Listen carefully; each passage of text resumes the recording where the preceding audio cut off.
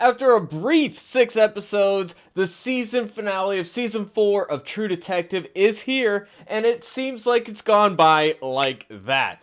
This season really jam-packed a lot of stuff in just 6 episodes. They had a lot of ground to cover in this episode, and I've previously criticized previous episodes. I've grown to like the show more as it's gone on for various reasons. You can check out my previous reviews, link down below. But as the show's gone on, I've liked it more and more. Leading it into this episode, I didn't know what to expect because I had a feeling, spoiler alert by the way, that they were going to end up with a supernatural solution to the mystery. That we were going to find out that it turns out it was a ghost that did it all along. And I suppose it's a little bit open to interpretation, but that is how I interpret this episode here. Basically, the ghost did it, the ghost murdered the people in the beginning, and it's a little bit more complicated than that, but the gist of it is that there's definitely supernatural things happening. So everybody's saying it's just hallucinations, it's just in my mind, I'm only looking at its surface level. Yes, there are some other layers to it, but I do think that it is without question, now that the show is done, that there are supernatural elements at play in this story. Some unanswered questions that can only be answered that way. But I will say, one of my biggest criticisms of the first 5 episodes is that there's so much jam-packed in there that there wasn't enough room for some of the big moments to breathe, and we didn't get to feel the full impact of those things as a result of cramming so much in. They saved a lot of extra space for this episode, and it helps has an extended runtime. It's a little bit over an hour. It's an hour and 15 minutes. They really set everything up. All the dominoes are set up so that we can take our time with this episode. And it really shows. There's a lot of stuff that I really like in this episode. Other than the fact that the mystery solution is not as satisfying to me for the reasons I've been alluding to all of my reviews so far. The episode in and of itself, it is a satisfying conclusion. It definitely gives every character an ending. It's a very happy ending overall, surprisingly so for a show like this. But there's a lot of dramatic stuff that just really clicks in this episode. And a lot of the things that I didn't like previously, like the characters not being so likable, they do a lot of stuff in this episode that's not really an issue here. Some great performances, particularly Jodie Foster really kills it in this episode. Really amazing stuff. I love the atmosphere of this episode. I love the pacing of this episode. There's so much I really like here in this episode. But ultimately, the story wrapping up the mystery as a mystery show, not the biggest fan of it. But overall, this episode, pretty solid. So that's my overall feeling on this season finale. Let's break on into the breakdown. I'm excited to be talking about this episode today. And I think it is worth discussing. You know, I am glad I watched this show overall, even though I have my issues with it. And we're going to go into some of those here. Overall, I'm glad I spent the time to watch the show. So would I recommend it? Probably, honestly. So there's better things you can watch for sure, but it is a solid episode. I love these caves here. The sets are really cool. I love the way the light bounces around the ice. I love the sound design here. You got the whispering ghosts, like all of the, of course, people that have died here. Everything going on. It's like this ethereal kind of thing where it's primordial spirits beneath the surface. And that's definitely the thematic core of it. I think it is literal, but in this scene, you could interpret it as metaphorical as well. But Navarro hears it. Jodie Foster doesn't, Danvers doesn't hear it, and I think it's great. I think it's a really good atmosphere. I love the darkness of it. I love the spookiness of it, and we are just here with these characters. You know, I love the storm building up outside, and you feel the cold in this episode. You really do. Especially because this episode's airing in wintertime in a lot of the country. Where I'm living, it's a little cold right now. Nowhere near like this. But it definitely helps the time of year that they aired this show, I would say. So I really like how a lot of this plays out. You know, we're looking through the ice. Navarro's got some sort of sixth sense about where to go. She's more spiritually connected. She is the one guiding in this scene. Actually, she guides a lot of the episode. I will say probably my biggest criticism of the episode is Navarro's performance. For most of the episode, she's kind of comatose. There is a point where the episode kind of goes off the rails, we'll get to later, but after that point, she kind of snaps out of it and has a bit more than just kind of like droning through life. I feel like it's intentional, but it doesn't work for me. That's probably my biggest criticism of this particular episode. But I love how she falls through the ice, and then Danvers falls through the ice as well. It's kind of the one comedic point of this episode, and I kind of liked it. The only small nitpick, I suppose, is I do feel like I know that they were in a very desperate situation. They had very little time. It does feel like they should have some sort of backup plan. I don't know. Something with them, maybe something to climb up ice. Maybe if they get trapped in there, they got a pickaxe or something. They should have brought some tools with them. Something. I don't know. I don't know exactly what that would be, but they just show up here with, I mean, they had the pickaxe to get in here to begin with. It just kind of disappears. I don't know. Something tells me that they, I don't know, should have had some greater thought of what they might need down there. I don't know. There's some type of locator, maybe a compass to tell them which way to go. I don't know, something. They just kind of jump in here, and they find exactly what they're looking for pretty much instantly. So that's why that supernatural element is in there. So it's not just like coincidence, right? But the guy that they've been looking for, Clark, he's down here. The lab is down here. Turns out it's connected with Salal, right? And the device that gives the stab wounds, the star stab wounds, is down here. This is where Annie died, and that's the big revelation in this part of the episode. They look up, and there's another spiral thing. And that's another thing, like with the supernatural stuff, we see the spiral everywhere. And it's more than just coincidence. You know, you can't convince me it's just a coincidence how it's written in the show. There is the bones of some type of a lizard creature or something up there. Who knows what that is? I think it's supposed to be kind of ancient. You know, I don't know if it's like a dinosaur or something, but they want us to think what that is. What is the impact of that? And, I mean, it ties in. The first season had spirals in it. It tied in with the time is a flat circle theme that comes back, and they reference it in this episode. Really, a lot of the fact it's True Detective doesn't really tie in much to this season. They have some references here or there. I'm glad they resisted the urge to bring in Rust or bring back characters or something shallow like that. I'm glad they let it kind of stand on its own. But the references to the original season kind of feel a little flat. Like it doesn't really have, it just feels like a member berry thing. But I like this first scene down here. I do have to wonder, with this ice being very fragile, is this really where you'd want to set up a lab? I don't know. Maybe they have some instruments where they're like, okay, the ice is thicker here. And also, I mean, it's ice and there's electricity. Electricity generates heat. Wouldn't that potentially cause some issues? But I'm probably nitpicking, probably overthinking it. I like this part of the episode. You know, overall, it still works for me, even though these little things I have to say. Here's Pete cleaning up after his dad's dead body, and it's heartbreaking to see. This part of the episode is one thing where it's like, we could have had a bit more oomph to this part, but we got that last week. We kind of got that. This just kind of feels like almost an epilogue for this part. It's the B storyline, and deservedly so, I suppose. I did like when the daughter character comes back. You know, there's a little bit of tension there. Is she going to find out something?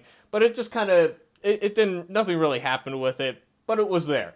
And I like this action part up here. They found Clark here, and there's some shady stuff going on. He's beating people up. You know, he's definitely not a good guy in this scene. Established, you know, Danvers gets locked in here. Navarro gets beaten. I love this shot looking down as she's being dragged, you know, by Clark there. That's a good part of the scene as well. Danvers escapes. She breaks through the ice. I love the tension there. The staging, everything's great. The cinematography is really good in this episode overall.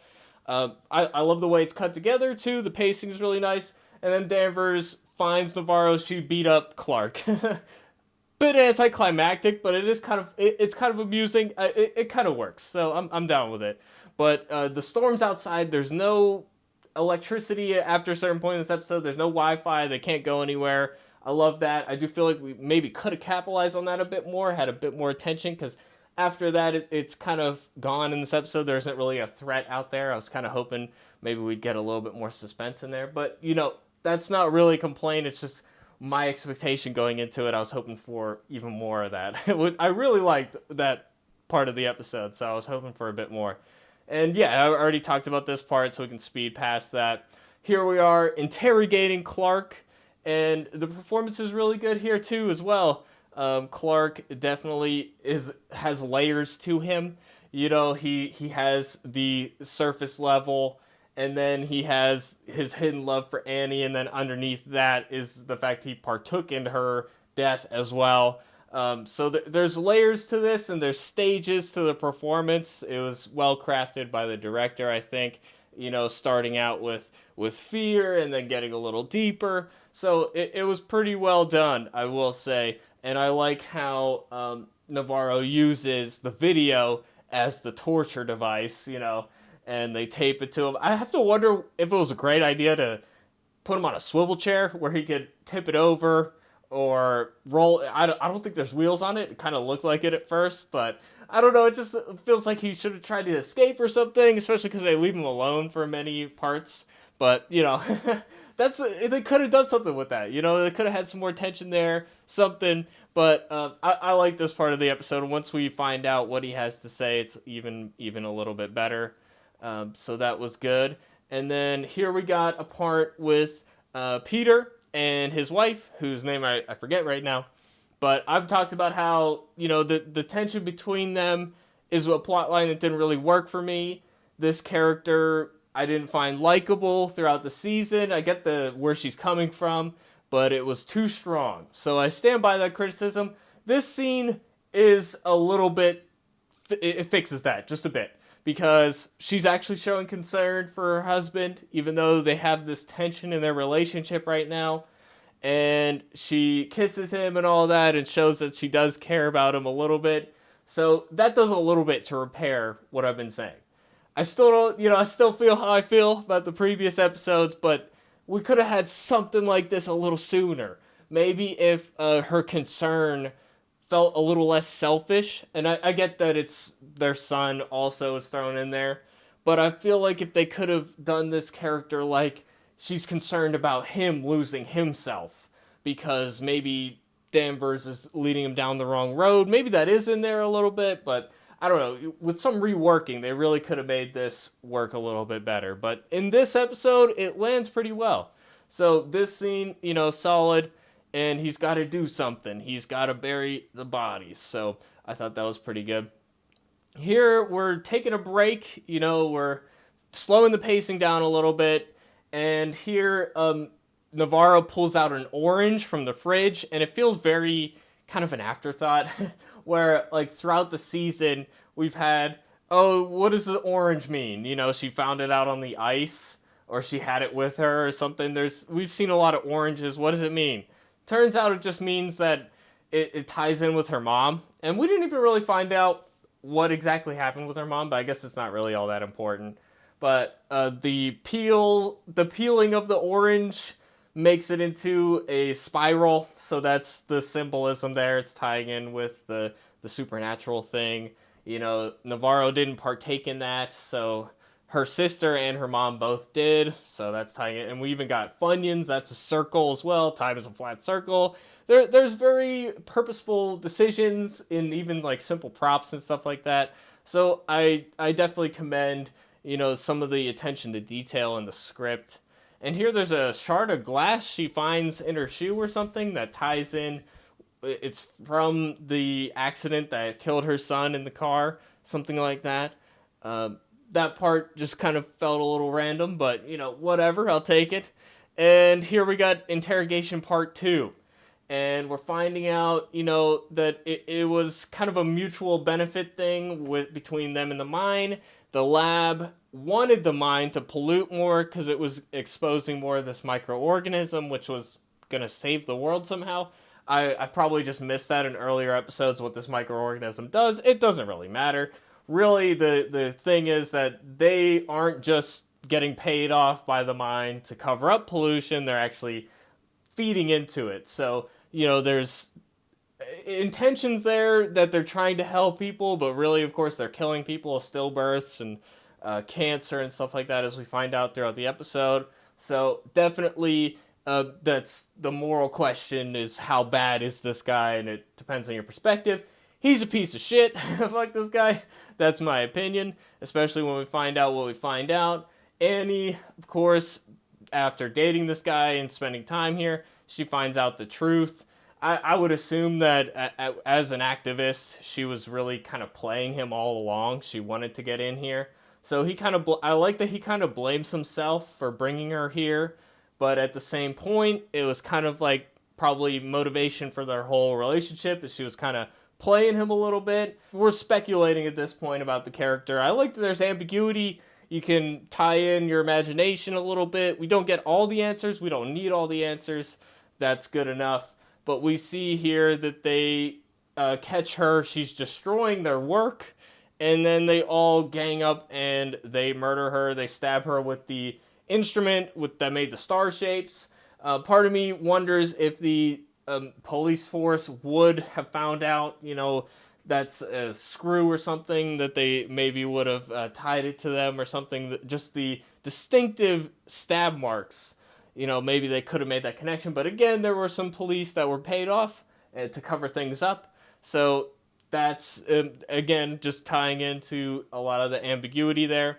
But this guy, Clark, he can't even admit to himself that he partook in that. Or maybe he's just trying to cover up, he doesn't want to get arrested for it, even though he's assaulted police officers at this point. This guy's done. So, regardless of that. But it seems like he can't admit to himself that he's the one who actually finished her off, right? Like, she wasn't actually dead when they stabbed her. And then he ended up choking her to death because he wanted her to stop, I guess. So, did he actually love her? Who knows? That's the ambiguity I appreciate. He says he does. Maybe he does to a certain extent. And, you can tie in your own imagination of how deep you think those really are. Maybe there's conflicting things going on. So a lot of it ties around to every scene we keep bringing up. The tongue that's cut out. The tongue that was very conveniently left. And that's another thing I think kind of solidifies the supernatural element, because nobody knows who cut out the tongue unless Hank, the dead guy, did it himself, which would be kind of weird that he would do that, right? I mean, why would he go on out of his way to do that unless he had a particular hatred for this person, which I don't really see why he would have that motivation. Unless, he doesn't seem emotionally invested in the mine. He just likes the money and what they promised him, that he would be a chief of police. So I don't think that he would actually cut out her tongue, right? But that to me says maybe this ghost thing that was in the ice that they unleashed is actually the thing, right? Maybe the thing that was unleashed took her tongue away and left it here.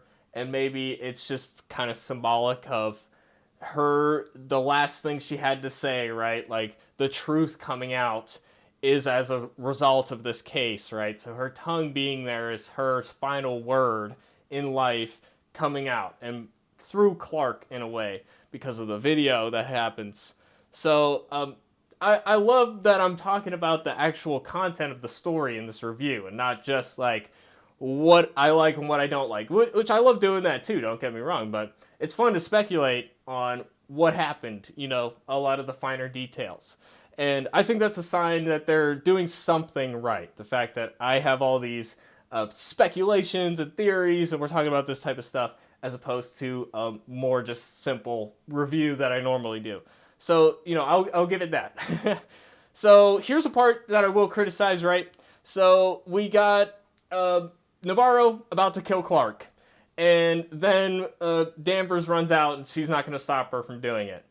And then later in the episode, Clark actually dies and Danvers has a big problem with Navarro letting him die. Because he's the only witness. There's a contradiction there, man. Maybe in this scene she doesn't think that Navarro's actually going to do it, and she doesn't. So, I don't know. That's one thing. Doesn't make sense to me. Something's off there. But maybe it's intentional. I don't know. But I do like this revelation here where we go back to the Wheeler thing, the guy that they ended up killing, and Danvers says that she was just about to shoot him as instead of Navarro. Navarro did it. And then at the end of that scene, you hear a baby crying in the background. So I'm assuming I don't know if for sure, but I'm assuming that that baby is Danvers' adopted daughter.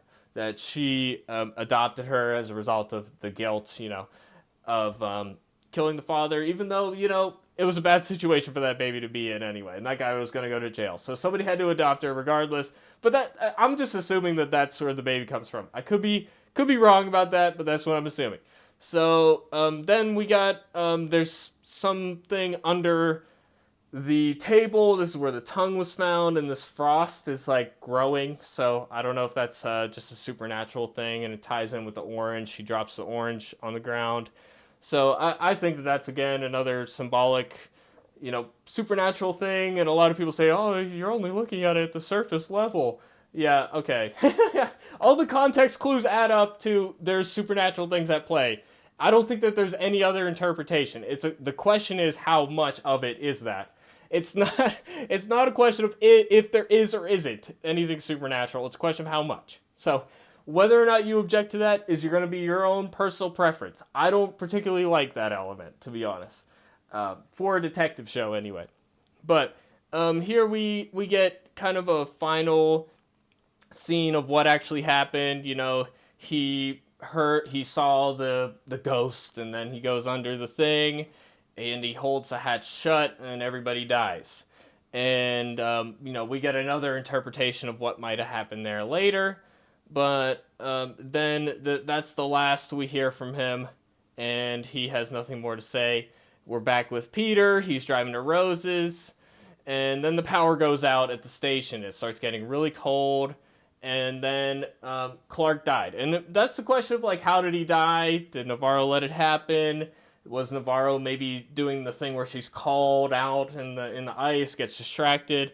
I kind of like there's ambiguity there, and he's sticking out of the ice in the same way as all the other guys, so it finally got to him, right? And then the emergency generator doesn't work, and I really like this point in the episode too. So Navarro's kind of wandering around, and when she flipped the switch, there is like a ghost in the background. And you could say she's hallucinating because her family did or whatever, etc. But here, it's kind of like the guy said earlier, time is a flat circle and we're stuck in it. So that's obviously a callback to season 1. But here they elaborate on that a bit more, where she's walking into the lab, and the part from the first episode where Clark shivers a bunch and then says she's back. In this scene, it's the interpretation. It's open to interpretation, of course. Is Navarro just hallucinating this? But my interpretation with the time is a flat circle thing is that the ghost he saw was actually Navarro. So Navarro is part of this primordial entity in a way. She and her family are called to it.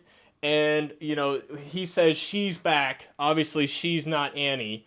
But Annie and Navarro are part of the same thing. So that, I think, is what they're going for. That's my opinion on it. You can disagree if you want, and you can take an only literal interpretation of everything, and everything's just a hallucination. I think that that's surface level. So there you go. So here Pete shows up to Rose's, and they're going out to the ice. And I gotta wonder, I guess off screen they have a conversation about it, but it does feel like Rose is a little quick to just be like, yeah, let's bury some bodies. I guess she has that friendship with Navarro. Maybe that's why they added that Christmas scene with Navarro and her, because they felt like they needed to establish a bit further that they're friends beyond just that first episode when you see them talking, that they are more than just acquaintances. So maybe that's why I speculated that scene was added in reshoots. Maybe that's why. I don't know. I'm kind of just speculating at this point. But I really like this scene here, man, where Navarro kind of saw the ghost of Danvers' son Holden, and she's starting to say what he said, and then she absolutely goes nuts. Jodie Foster's performance here is amazing, and I think it's the perfect way that this character would react to this situation, because she doesn't believe in this stuff. She doesn't at all. And she seems to take comfort in not believing in it, actually. And not believing in the afterlife or supernatural or anything like that. And she reacts with anger a lot. So this character responding to that implication with rage, I think, is right. But you're watching this feeling for her. So it's probably the most sympathetic she's ever been. So part of the likability issue of earlier episodes is kind of addressed here in a way. So I really like this scene here. I thought it was good. And then we see the adopted daughter. She wants to repair that relationship, and the conflict between them was, it's a little basic. It was a little annoying. That's one thing I criticized in previous episodes. But here it arrives where it needed to go. And really it's just like, please don't die, etc. And that's where we're supposed to end up there, and it was pretty good. So now we're out in the ice again, and Navarro, she's called away. And this to me is when the episode started to go off the rails. I'm kind of glad that they reined it back after this, but I don't know. This part to me is just a little cheesy. But she ends up going to the place where she saw Holden, and I'm guessing it's her mother or this primordial being, whatever you want to call it. She learns her real name, the name of the tribe that she's a part of. So, and I like that we get the meaning of the name later. I'm not gonna try to pronounce it, and I'll just butcher it. But the meaning of the name is the sun rising after the long night, which of course, the whole concept of the series is that this is where there's an extended night period and the sun doesn't rise, which I love symbolically, and it's a smart setting. It's really great for this material.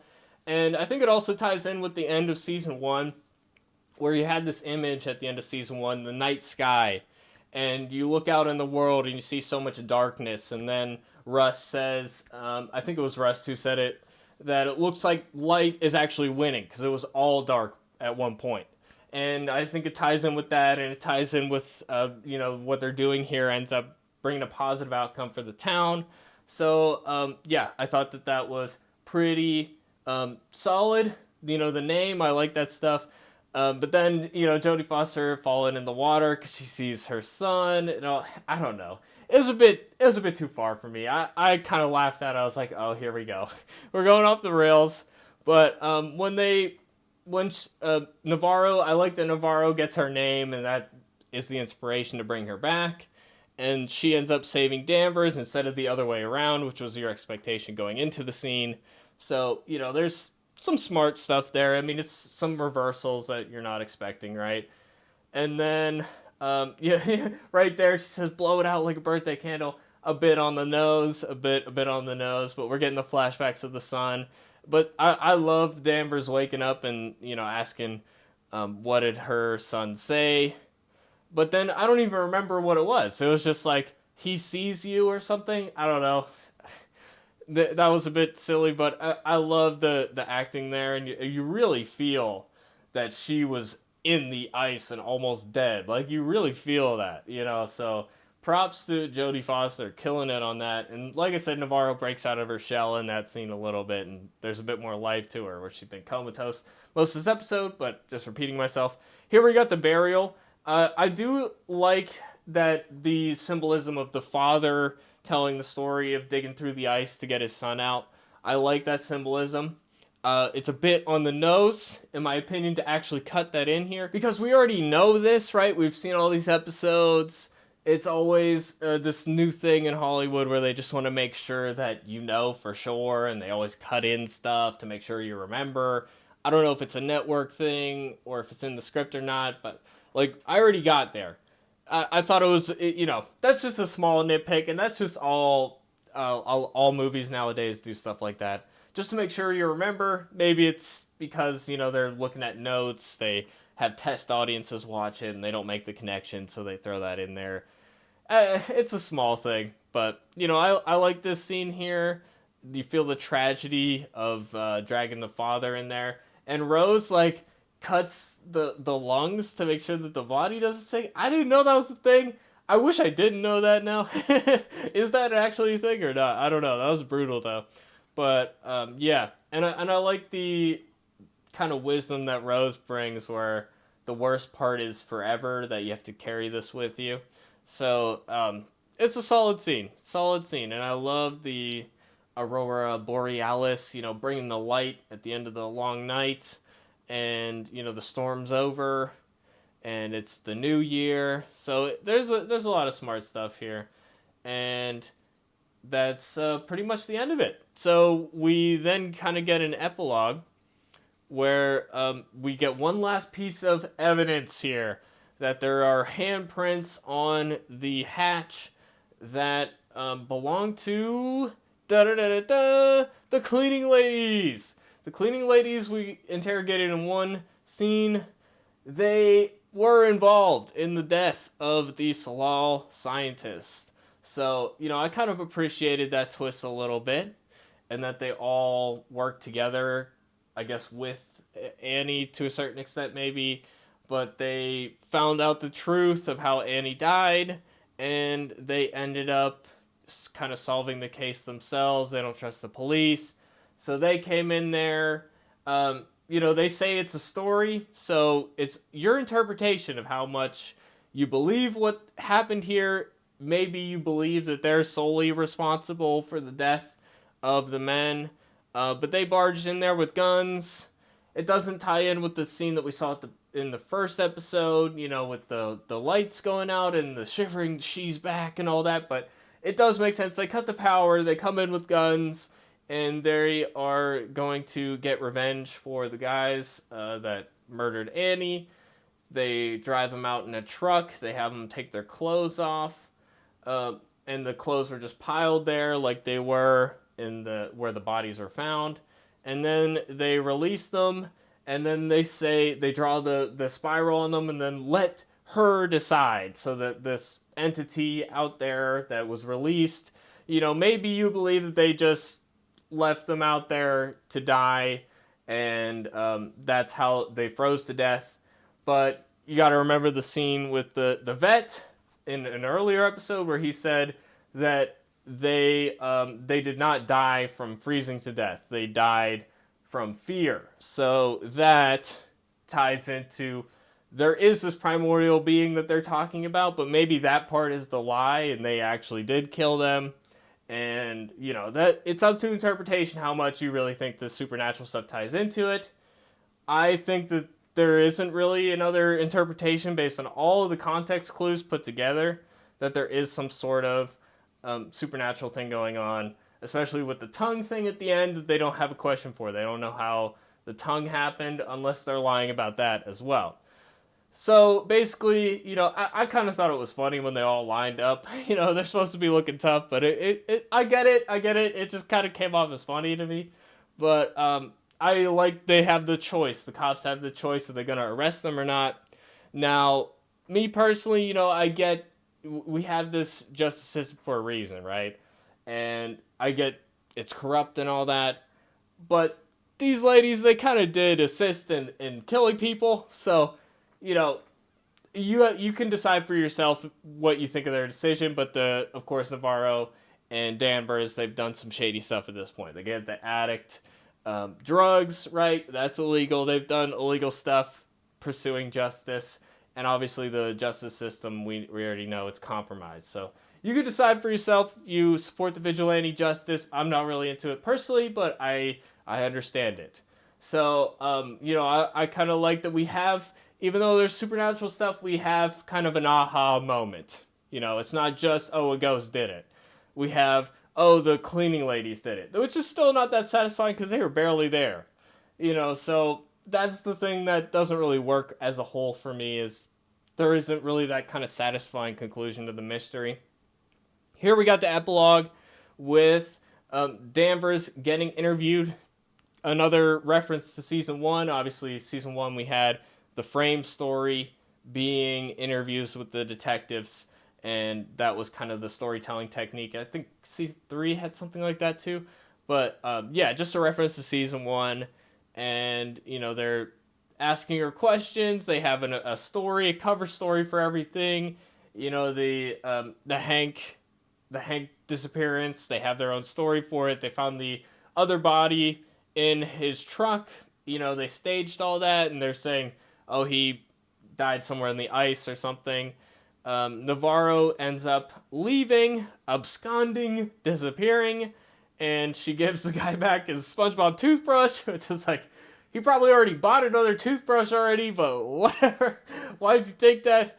Fine. But yeah, that guy didn't really have a satisfying conclusion. But I'm guessing, the idea here is, he told her last episode, make sure you come back. That kind of felt like maybe she was going to die, but really, she just never came back. So, which I feel kind of bad for this guy. But she's just walking off into the ice. I don't know what's going on there. It's a little goofy. But I like this part here with the polar bear there. She took the polar bear from Danvers' front yard. And then there's the video of Clark admitting to the pollution and the effects of it and that it was intentional. And then we got the mine closing. And that's the happy ending there. And it's summertime now, or it's getting to be summertime. And that's how it goes. And there's a friendly relationship between Danvers and her daughter now because of all this, I'm assuming. And then Peter's back with his son. It's ambiguous if he's back with the wife or not, but at the very least, he's still in his son's life, so that's a happy ending too, with a little bit of ambiguity there. And then Navarro is visiting Danvers. So the one thing I don't get here is why. I get she wants to leave the police force and she wants to move on with her life or something.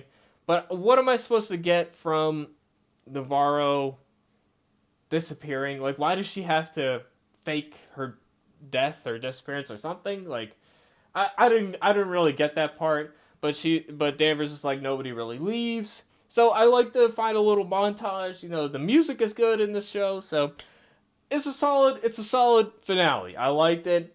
Overall, I liked the show. If I had to give it a score overall, I'd probably give it a 7. It was a little shaky at the start. It won me over time. Finale I like overall, but I still have that thing where it's like not satisfying. The mystery ended up being a ghost did it, or whatever, however you want to interpret it. But definitely let me know your guys' interpretations in the comment section below and what you thought of the show overall now that we've seen the whole thing. But with that, I'll be reviewing The Ones Who Live next week, and I'm so excited for Rick Grimes. I've been watching Walking Dead Blu-rays, getting ready, dude. I can't wait for that show. So I'm more excited for that than pretty much anything right now. So I hope to see you guys for that next week. And I think we're going to continue reviewing Halo. I'm not sure if I'm going to continue with that or not. I don't know. We'll see come Thursday what I decide. But other than that, we got shorts coming up, and we're going to be streaming games and whatnot, so I hope to see you guys with all that. But with that, it's been your boy Shuggy, and I'll see you guys in the next video. Thanks for watching, everybody. Peace out.